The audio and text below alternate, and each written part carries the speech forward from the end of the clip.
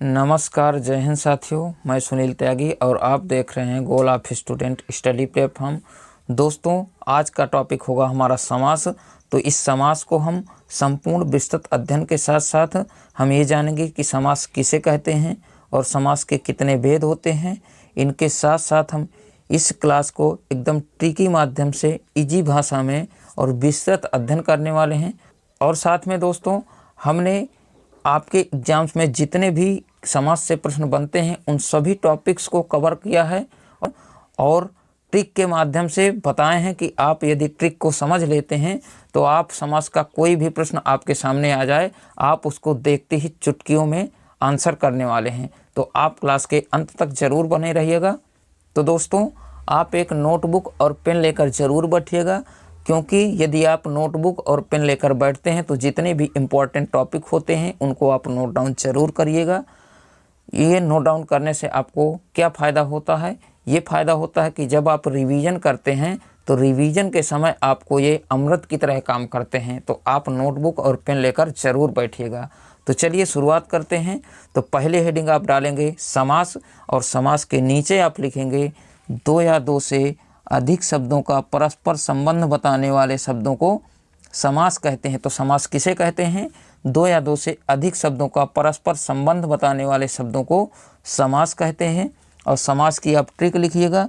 तो ट्रिक क्या लिखेंगे? तो ट्रिक लिखेंगे संक्षेप या संक्षिप्तीकरण को ही समास कहते हैं। तो ट्रिक क्या होगी? संक्षेप या संक्षिप्तीकरण को ही समास कहते हैं। और साथ में एक बात और नोट करिएगा, आपके एग्जाम्स में कभी कभी समास का विलोम भी पूछ लेता है। तो समास का विलोम क्या होता है? कोई बता सकता है तो कमेंट बॉक्स में बताएं कि समास का विलोम क्या हो सकता है। तो आप नोट करिएगा, समास का विलोम होता है व्यास। क्या होता है समास का विलोम? तो समास का विलोम होता है व्यास। और साथ में समास के कितने भेद होते हैं? तो समास के भेद होते हैं 6। कितने? तो समास के भेद होते हैं 6। तो 6 भेदों को हम एकदम आसान सी ट्रिक के साथ और संपूर्ण अध्ययन करने वाले हैं। तो आप क्लास के अंत तक ज़रूर बने रहिएगा। तो चलिए चलते हैं हम इधर समास की ट्रिक की तरफ। तो समास ट्रिक क्या है? तो समास ट्रिक होगी दोस्तों सभी ट्रिकों का तोड़ होगी आज। ट्रिक का नाम क्या है? तो ट्रिक का नाम है द्वंद्वी अवतक। ये द्वंद्वी अवतक यदि आपने याद कर लिया तो आप इन 6 समासों को एक लाइन में कवर करने वाले हैं। द्वंद्वी अवतक याद कर लिया आपने तो ये 6 समास आपको 6 समासों के आपने नाम याद कर लिया। कैसे याद कर लिया हम आपको बताते हैं। क्या बताते हैं? द्व से हो गया द्वंद्व समास, दी से हो गया द्विगु समास, आ से हो गया अव्ययीभाव समास, बा से हो गया बहुब्रीहि समास, ता से हो गया तत्पुरुष समास और का से हो गया कर्मधारय समास। तो द्वंद्वी अवतक यानी कि द्वंद्व समास, द्विगु समास, अव्ययीभाव समास, बहुब्रीहि समास, तत्पुरुष समास और कर्मधारय समास। तो समास हमारे कितने प्रकार के? 6 प्रकार के। कौन कौन से?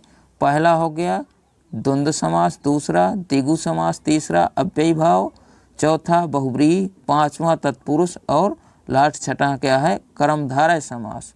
दोस्तों, अब इन 6 समास को हम एक एक करके ट्रिक के माध्यम से और बिल्कुल आसान सी भाषा के साथ और साथ में संपूर्ण एग्जाम्पल्स के साथ एक एक करके सभी को बारी बारी से बेहतरीन तरीके से समझने वाले हैं। तो आपके क्लास के अंत तक बने रहने का इंतज़ार रहेगा। यदि आप इस क्लास को देख लेते हैं तो आप जब भी अपने एग्जाम्स में बैठेंगे समास के प्रश्न देखते ही आप चुटकियों में आंसर करेंगे। ये मैं 100% गारंटी लेकर कह सकता हूँ। लेकिन आपको इसके लिए क्या करना पड़ेगा? इसके लिए आपको पूरी क्लास देखनी पड़ेगी और साथ में इसको नोट डाउन भी करना पड़ेगा और रिवीजन भी करना पड़ेगा। तो चलिए शुरुआत करते हैं हम। क्या है? तो पहले समास की तरफ चलते हैं। हमारा पहला समास है द्वंद्व समास। इसकी पहली हेडिंग डालिएगा द्वंद्व समास और उसके नीचे नोट डाउन करेंगे। तो क्या करेंगे? तो नोट डाउन करिएगा, जिस समास में पूर्व पद उत्तर पद दोनों ही प्रधान होते हैं उसे द्वंद्व समास कहते हैं। तो जिस समास में पूर्व पद और उत्तर पद दोनों ही प्रधान होते हैं उसे द्वंद्व समास कहते हैं। अब इसकी ट्रिक आप डालिएगा। तो ट्रिक क्या डालेंगे? तो ट्रिक दोस्तों आप डालेंगे, तो ट्रिक पहली है, इसके नीचे आप नोट डाउन करेंगे द्वंद्व समास में अधिकतम योजक चिन्ह का लोप होता है। तो द्वंद्व समास में सबसे ज़्यादा किसका? तो योजक चिन्ह का लोप होता है। दूसरी टिक क्या कहती है? द्वंद्व समास में और विभक्ति का लोप होता है। किसका? द्वंद्व समास में और विभक्ति का हमेशा लोप होता है। अब कैसे होता है? तो एग्जाम्पल से इनको सभी को समझते हैं कि कैसे होता है। अब ये हमारा आ गया कौन से? द्वंद्व समास के एग्जाम्पल्स हैं, जैसे कि माता पिता। तो यहाँ पर क्या हो जाएगा? माता और पिता। अब ये माता पिता में बीच में क्या लगा हुआ है? तो माता और पिता के बीच में योजक चिन्ह है, और ठीक इसी जगह क्या हो जाता है? तो यहाँ पर योजक चिन्ह की जगह और विभक्ति का लोप होता है, तो माता और पिता हो जाता है। इसी तरह राम कृष्ण है, तो राम और कृष्ण हो जाता है। तो यहाँ पर भी कौन सा समास है? तो यहाँ पर भी द्वंद्व समास है। तीसरा है भाई बहन, तो भाई और बहन हो जाता है, यहाँ पर भी द्वंद्व समास है। पाप पुण्य, पाप और पुण्य हो जाता है, तो यहाँ पर भी कौन सा है? तो द्वंद्व समास है। क्यों है? क्योंकि दोनों शब्दों के बीच में योजक चिन्ह है और दोनों शब्द आपस में विलोम भी हैं। दोस्तों देख लीजिए आप, पाप का पुण्य, सुख का दुख, माता का पिता, भाई का बहन, ये सारे क्या हैं? तो योजक चिन्ह के साथ आपस में विलोम भी हैं और योजक चिन्ह की जगह और विभक्ति का लोप भी होता है। तो ये सब क्या हैं? तो ये सब हैं द्वंद्व समास। कौन से? द्वंद्व समास दोस्तों। और ये हो गया हमारा कौन सा? सुख दुख। तो सुख और दुख, कौन सा? सुख दुख, तो सुख और दुख यहाँ पर भी द्वंद्व समास होगा। अब दोस्तों एक आप नोट डाल के लिखिएगा। नोट डाल के क्या लिखेंगे?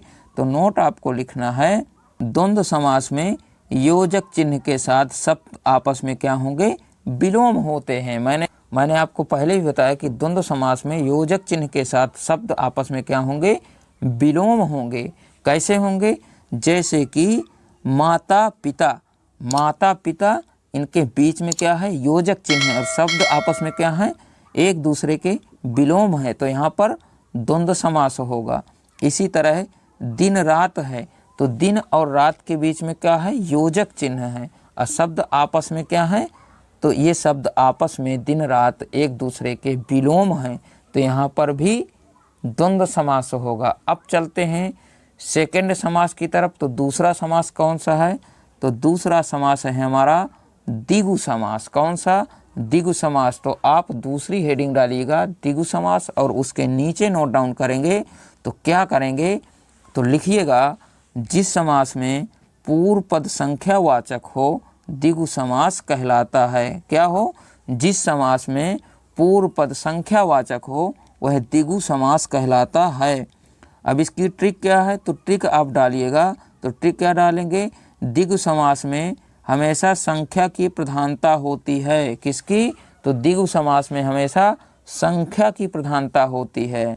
और दूसरी टिक क्या है? तो दूसरी टिक है पहला पद हमेशा संख्यावाची होगा। तो द्विगु समास होगा, पहला पद हमेशा क्या होगा? संख्यावाची होगा। कैसे होगा? एग्जाम्पल से पता चलेगा कि कैसे होता है। अब जैसे कि यहाँ पर आ गया हमारा द्विगु समास के एग्जाम्पल्स। तो क्या हमने कहा था? पहला पद संख्यावाची होता है। तो पहला पद संख्यावाची होता कैसे होता है? जैसे कि नव रतन, तो यहाँ पर पहला पद क्या है? नव, तो यह संख्यावाची है, तो इसका क्या हो जाता है? नव रत्नों का समूह। तो इसमें पहला पद संख्यावाची होने के कारण यहाँ पे द्विगु समास होगा। दूसरा है सप्तद्वीप, 7 द्वीपों का समूह, यहाँ पर भी पहला पद संख्यावाची है, इसलिए द्विगु समास होगा। त्रिभुवन, 3 भवनों का समूह, ये त्रिभुवन में भी पहला पद संख्यावाची है, इसलिए द्विगु समास होगा। तो जब भी आपको कोई भी शब्द का पहला पद संख्यावाची दिखे, यदि आपसे पूछा जाए कि वहाँ पर कौन सा समास होगा, तो आप नैनो सेकंड में आंसर करेंगे। क्या करेंगे? यहाँ पर द्विगु समास होगा। सतमंजिल, 7 मंजिलों का समूह, यहाँ पर भी पहला पद संख्यावाची है, इसलिए यह द्विगु समास है। चलेंगे तीसरे समास की तरफ। किधर? तीसरे समास की तरफ। कौन सा है? कर्मधारय समास। तो चलते हैं हम कर्मधारय समास की तरफ। तो आप तीसरी हेडिंग डालेंगे कर्मधारय समास और उसके नीचे नोट डाउन करेंगे। तो क्या करेंगे? जिस समास में पूर्व पद विशेषण और उत्तर पद विशेष हो वहाँ पर कर्मधारय समास होता है। जिस समास में पूर्व पद विशेषण और उत्तर पद विशेष हो वहाँ पर कर्मधारय समास होता है। इसकी ट्रिक दोस्तों एक नोट डाउन करिएगा। तो नोट डाउन करेंगे, विशेषता बताने वाले समास को या शब्दों को कर्मधारय समास कहते हैं। तो जितने भी यदि आपको विशेषता कोई शब्द बताता है किसी चीज़ की तो वहाँ पर कर्मधारय समास होगा। तो ट्रिक क्या है, विशेषता बताने वाले शब्द को कर्मधारय समास कहते हैं। अब कैसे कहते हैं तो देखते हैं, एग्जाम्पल से समझ में आएगा कि कैसे होता है। जैसे कि काली मिर्च, क्या है, काली मिर्च, काली है जो मिर्च, तो इसमें मिर्च की विशेषता क्या है, काली है। तो इसमें कौन सा समास होगा, तो यहाँ पर समास होगा कर्मधारय समास। इसी तरह है नील कमल, तो कमल कैसा है, तो कमल नीला है। कैसा है, तो कमल नीला है, तो कमल की विशेषता क्या है, नीला है। तो यहाँ पर भी कर्मधारय समास होगा। चंद्रमुखी, तो मुख कैसा है, चंद्रमा के समान है मुख, तो यहाँ पर क्या हो जाएगा, चंद्रमुखी, चंद्र के समान मुख वाली। ऐसा है तो चंद्रमा के समान, तो यहाँ पर कर्मधारय समास होगा। कौन सा, कर्मधारय समास। अब चलेंगे हम चौथे समास की तरफ। किधर, चौथे समास की तरफ। चौथा समास कौन सा है, तो चौथा समास है हमारा अव्ययी भाव समास। तो अव्ययी भाव समास की हेडिंग डाल के इसके नीचे लिखेंगे। और दोस्तों एक बात मैं आपको बहुत ही इम्पोर्टेंट बताने वाला हूँ, क्योंकि दोस्तों हमने इसी चैनल में सारी संपूर्ण हिंदी व्याकरण की क्लास की प्लेलिस्ट बना चुके हैं। तो यदि आपकी हिंदी वीक्स है या आप हिंदी की क्लास देखना चाहते हैं, चाहे आप टेट दे रहे हों, सुपर डेट दे रहे हों या फिर यूपी टेट, जितने भी एग्ज़ाम्स हैं, यूपी या अदर स्टेट एग्ज़ाम्स हैं, इन सभी के लिए हमने हिंदी व्याकरण की संपूर्ण क्लासें उपलब्ध करवा दिया है। तो आप प्लेलिस्ट में जा कर के अपनी हिंदी को एकदम जीरो से लेकर के हाई लेवल तक इम्प्रूव कर सकते हैं, क्योंकि दोस्तों हिंदी भी एक इम्पॉर्टेंट सब्जेक्ट है। ये हमारे देश की मातृभाषा है, इसको भी जानना बहुत ज़रूरी होता है और सारे एग्ज़ाम्स में ये पूछे भी जाते हैं।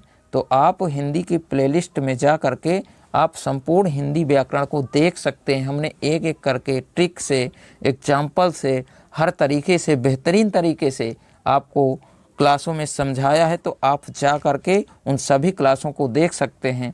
और साथ में यदि हमारी क्लासें आपको पसंद आती हैं तो आप हमारे चैनल को लाइक, शेयर और सब्सक्राइब करने के साथ साथ अपने मित्रों को भी शेयर करिएगा, ताकि आपके फ्रेंड्स की भी हेल्प हो सके। तो चलिए हम कौन सी हेडिंग डाल रहे थे, हम डाल रहे थे चौथी हेडिंग अव्ययी भाव समास की। इसके नीचे हम नोट डाउन करेंगे, जिस समास में पूर्व पद अव्यय हो अव्ययी भाव समास कहलाता है। क्या कहलाता है, जिस समास में पूर्व पद या पहला पद अव्यय हो अव्ययी भाव समास कहलाता है। कैसे कहलाता है, तो इसकी ट्रिक आप डालिएगा। तो ट्रिक डालेंगे, प्रत्येक उपसर्ग वाला शब्द अव्ययी भाव समास होता है। क्या होता है, प्रत्येक उपसर्ग वाला शब्द अव्ययी भाव समास होता है। अब कैसे होता है, तो एग्जाम्पल से हम समझेंगे कि कैसे होता है। एग्जाम्पल्स हैं जैसे कि यथा स्थान, यथा स्थान, स्थान के अनुसार। तो यहाँ पर स्थान में क्या लगा हुआ है, तो स्थान में हमारे उपसर्ग लगा हुआ है, क्योंकि इसमें पहले ही बताया गया था ट्रिक में कि प्रत्येक उपसर्ग वाला शब्द अव्ययी भाव समास कहलाता है। तो इसमें क्या है, स्थान में यथा लगा हुआ है तो स्थान के अनुसार हो जाता है। तो यहाँ पर होगा हमारा अव्ययी भाव समास। दूसरा है आजीवन, तो जीवन में क्या लगा हुआ है, जीवन में आ उपसर्ग लगा हुआ है, तो ये हो जाएगा जीवन भर। तो यहाँ पर कौन सा समास होगा, तो यहाँ पर भी अव्ययी भाव समास होगा। तीसरा है प्रतिदिन, तो दिन में कौन सा उपसर्ग लगा है, प्रति लगा हुआ है, तो ये इसका क्या हो जाता है, तो इसका हो जाता है प्रत्येक दिन। तो यहाँ पर कौन सा समास है, तो अव्ययी भाव समास है। इसी तरह यथा स्थान, तो समय में क्या लगा हुआ है, समय में यथा उपसर्ग लगा हुआ है, तो ये क्या हो जाएगा, समय के अनुसार हो जाएगा। तो यहाँ पर भी अव्ययी भाव समास होगा। क्या होगा, अव्ययी भाव समास होगा। तो प्रत्येक उपसर्ग वाला शब्द अव्ययी भाव समास कहलाता है। दोस्तों एक नोट डाल के आप लिखेंगे, तो क्या लिखेंगे नोट में, नोट डाल के उसके नीचे लिखेंगे अगर कोई समास रिपीट शब्द हो और साथ में योजक चिन्ह लगा हो तो वहाँ पर अव्ययी भाव समास होता है। कैसे होता है? यदि कोई शब्द रिपीट शब्द हो और वहाँ पर योजक चिन्ह दोनों के बीच में लगा हो तो वहाँ पर अव्ययी भाव समास होता है। जैसे कि रात रात, ये दोस्तों रात रात रिपीट शब्द हैं, लेकिन इन दोनों के बीच में क्या है? योजक चिन्ह है। तो यहाँ पर कौन सा समास होगा? तो यहाँ पर अव्ययी भाव समास होगा। दूसरा है दिन दिन, तो यहाँ पर क्या लगा हुआ है? दिन दिन, दोनों रिपीट शब्द हैं और दोनों के बीच में योजक चिन्ह है, तो यहाँ पर भी अव्ययी भाव समास होगा। दोस्तों इतनी आसान भाषा में और इतनी इजी ट्रिक के माध्यम से आपको किसी ने नहीं बताया होगा अभी। दोस्तों हम आपके समास को एकदम जड़ से मजबूत करने का काम कर रहे हैं, तो आप क्लास को लाइक और शेयर दबा के करिएगा और साथ में अपने मित्रों को भी शेयर करिएगा, ताकि आपके मित्र भी इस क्लास को देख सके और उनकी हेल्प हो सके। अब डालेंगे हम पांचवा समास। कौन सा? पांचवा समास। और पांचवा समास क्या कहता है? तो पांचवें समास की हेडिंग डाल के उसके नीचे लिखेंगे आप, जिस समास में दोनों पदों के माध्यम से एक विशेष तीसरे अर्थ का बोध होता है बहुब्रीहि समास कहलाता है। जिस समास में दोनों पदों के माध्यम से एक विशेष तीसरे अर्थ का बोध होता है बहुब्रीहि समास कहलाता है। कौन सा समास? बहुब्रीहि समास कहलाता है। और दोस्तों इसका नोट डालेंगे, नोट डालिएगा, ऐसा समास जिसका कोई भी पद प्रधान नहीं होता वह बहुब्रीहि समास होता है। नोट डालें या टिक डालें, जिस समास का कोई भी पद प्रधान नहीं होता वह बहुब्रीहि समास होता है। ऐसा समास जिसका कोई भी पद प्रधान नहीं होता वहाँ पर बहुब्रीहि समास होता है। कैसे होता है? जैसे कि दशानन, दशानन 10 मुख हैं जिसके अर्थार्थ रावण, दशानन जिसके 10 मुख हों अर्थार्थ रावण। नीलकंठ, नीलाकंठ है जिनका अर्थार्थ शिवजी, तो यहाँ पर कौन सा समास होगा? यहाँ पर बहुब्रीहि समास होगा। लंबोदर, लंबा है उदर जिसका अर्थार्थ गणेश जी, लंबा उदर जिसका वह गणेश जी होते हैं। गिरिधर, गिरि को धारण करने वाले अर्थार्थ श्री कृष्ण, इनमें कौन सा समास है? तो इन सभी में बहुब्रीहि समास होगा। क्यों होगा? क्योंकि दोस्तों जिस समास में दोनों पदों के माध्यम से एक विशेष तीसरे अर्थ का बोध होता है, क्योंकि यहाँ पर दशानन है तो यहाँ पर तीसरे का बोध होता है रावण का। नीला कंठ है तो नीला किसका कंठ है? शिव जी का, तो इसमें तीसरे का बोध होता है, तीसरे के अर्थ का बोध होता है, तो इसलिए इसमें बहुब्रीहि समास है। अब हमारा दोस्तों आ गया लास्ट और छठवां समास, तत्पुरुष समास। तो तत्पुरुष समास की हेडिंग डाल के इसके नीचे लिखेंगे, क्या लिखेंगे? जिस समास में पूर्व पद गौण और उत्तर पद प्रधान हो वह क्या कहलाता है? तो वह कहलाता है तत्पुरुष समास। जिस समास में पूर्व पद गौण तथा उत्तर पद प्रधान हो तत्पुरुष समास कहलाता है। तत्पुरुष समास के कितने भेद होते हैं? तो तत्पुरुष समास के दोस्तों 6 भेद होते हैं। कितने? 6 भेद होते हैं। अब इन 6 को हम एक एक करके बारी बारी से सबको जानेंगे कि कौन कौन से 6 होते हैं। तो आप डालेंगे, क्या डालेंगे? तो आप डालेंगे तत्पुरुष समास के भेद। तो तत्पुरुष समास के भेद कितने होते हैं? तो तत्पुरुष समास के 6 भेद होते हैं। कौन कौन से होते हैं? तो आप नोट करेंगे, क्या करेंगे? नोट डाउन करेंगे आप। और पहला हो गया कर्म तत्पुरुष। कर्म तत्पुरुष कौन सा? पहला हमारा तत्पुरुष समास का भेद है कर्म तत्पुरुष। इसमें क्या होता है? तो इसमें को विभक्ति का लोप होता है। किसका? को विभक्ति का लोप होता है। कैसे होता है? जैसे कि मतदाता, मत को देने वाला, मतदाता मत को देने वाला। गिरह कट, गिरह को काटने वाला, गिरह कट गिरह को काटने वाला। तो यहाँ पर को विभक्ति का लोप है, तो इसलिए कर्म तत्पुरुष समास होगा। अब दूसरा है करण तत्पुरुष। कौन सा? करण तत्पुरुष। तो यहाँ पर से का लोप होता है। किसका? से चिन्ह का लोप होता है। अब कैसे होता है? जैसे कि जन्मजात, जन्म से उत्पन्न। मुँह मांगा, मुँह से मांगा। गुणहीन, गुणों से हीन। तो यहाँ पर कौन सा समास होगा? तो यहाँ पर करण तत्पुरुष होगा। जहाँ पर भी से विभक्ति का लोप होता है वहाँ पर करण तत्पुरुष होता है। अब तीसरा हमारा कौन सा है, तो तीसरा है हमारा संप्रदान तत्पुरुष। कौन सा, संप्रदान तत्पुरुष। इसमें क्या होता है, तो इसमें के लिए का लोप होता है। जहाँ पर संप्रदान कारक चिन्ह का लोप हो, के लिए लोप हो, वहाँ पर संप्रदान कारक चिन्ह तत्पुरुष होता है। कैसे होता है, जैसे कि हथकड़ी, हाथ के लिए कड़ी, सत्याग्रह, सत्य के लिए आग्रह, युद्ध भूमि, युद्ध के लिए भूमि, ये सब संप्रदान तत्पुरुष के एग्जाम्पल्स हैं। अब हमारा आ गया कौन सा, चौथा। तो चौथा क्या है, चौथा है से अलग होने का लोप होता है। यहाँ पर से अलग होने का लोप होता है। कौन सा है, अपादान तत्पुरुष है। जहाँ अपादान कारक चिन्ह से अलग होने का लोप हो, वहाँ पर अपादान तत्पुरुष होता है। कैसे होता है, जैसे कि धनहीन, धन से हीन, धनहीन, धन से हीन, भयभीत, भय से भीत, जन्मांध, जन्म से अंधा, जन्मांध, जन्म से अंधा, ये सब अपादान तत्पुरुष के एग्जाम्पल्स हैं। अब पांचवा है हमारा संबंध तत्पुरुष। कौन सा, संबंध तत्पुरुष। तो इसमें संबंध कारक चिन्ह का लोप होता है। किसका, संबंध कारक चिन्ह का लोप होता है।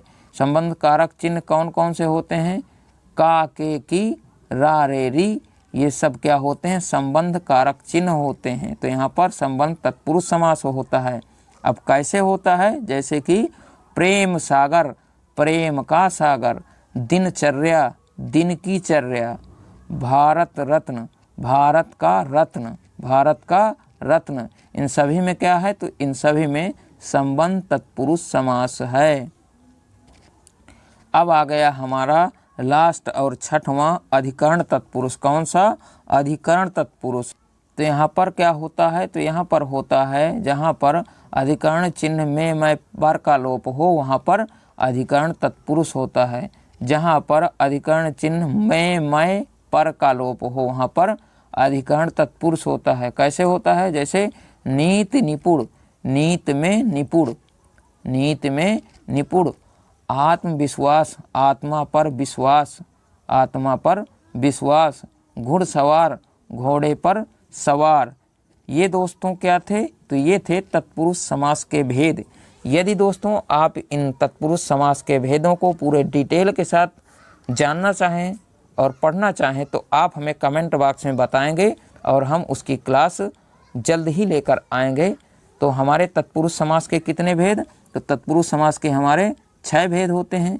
कौन कौन से, तो पहला हो गया कर्म तत्पुरुष, पहला हो गया हमारा कर्म तत्पुरुष, दूसरा करण तत्पुरुष, तीसरा संप्रदान तत्पुरुष, चौथा अपादान तत्पुरुष और पांचवा संबंध तत्पुरुष और छठवां अधिकरण तत्पुरुष। तो तत्पुरुष के भी 6 भेद होते हैं।